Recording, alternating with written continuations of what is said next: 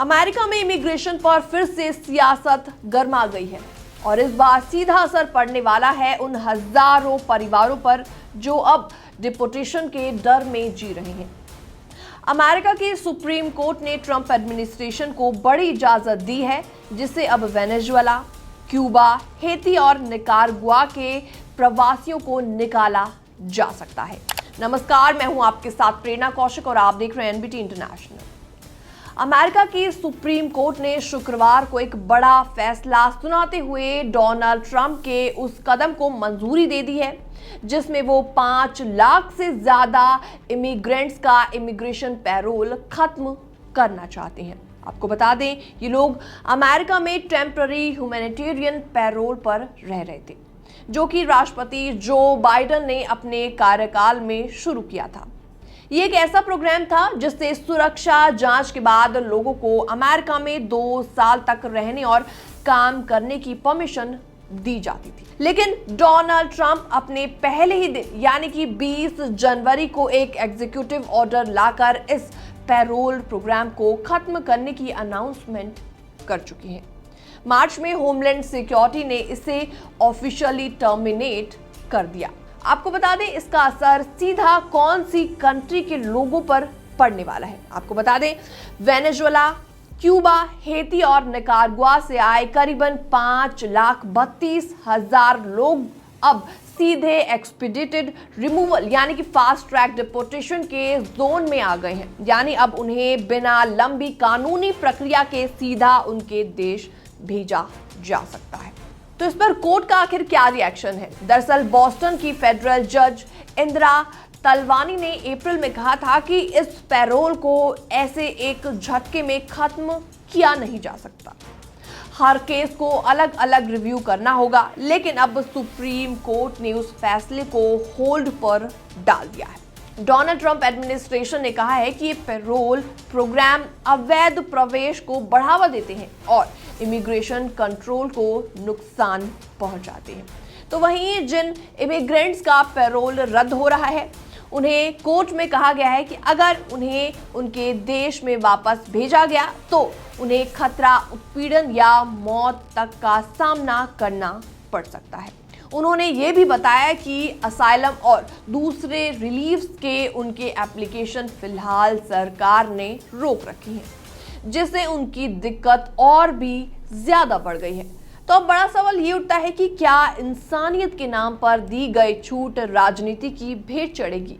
क्या हजारों परिवार जो अमेरिका में अपनी नई जिंदगी बसा चुके हैं अब वापस वहीं लौट जाएंगे जहां से उन्होंने अपना सफर शुरू किया था? फिलहाल इस पूरी रिपोर्ट को देखने के बाद आपका क्या रिएक्शन है, आपके क्या विचार हैं? कमेंट सेक्शन के माध्यम से आप अपने विचार रख सकते हैं। बाकी वर्ल्ड से जुड़ी छोटी और बड़ी खबरें देखने के लिए बने रहिए एनबीटी इंटरनेशनल के साथ। अमेरिका में पढ़ाई करने वाले हजारों इंटरनेशनल स्टूडेंट्स पर आज एक बड़ी टेंशन मंडरा रही है।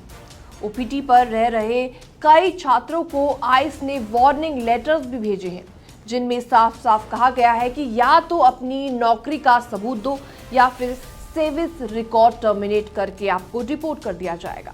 हेलो एंड वेलकम, मैं हूं आपके साथ प्रेरणा कौशिक और आप देख रहे हैं एनबीटी इंटरनेशनल।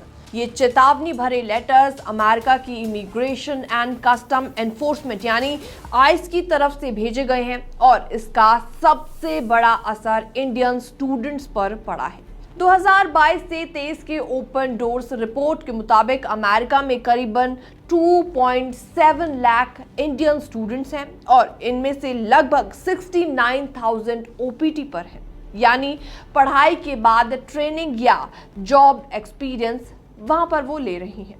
अब इन स्टूडेंट्स को अचानक ऐसा लेटर रिसीव हुआ जिनमें कहा गया कि तुम्हारे सर्विस रिकॉर्ड में कोई एम्प्लॉयर इंफॉर्मेशन नहीं है, इसलिए तुमने अनएम्प्लॉयमेंट की लिमिट पार कर ली है और अगर ऐसा है या तो स्टेटस खत्म या फिर डिपोर्टेशन की तैयारी करो।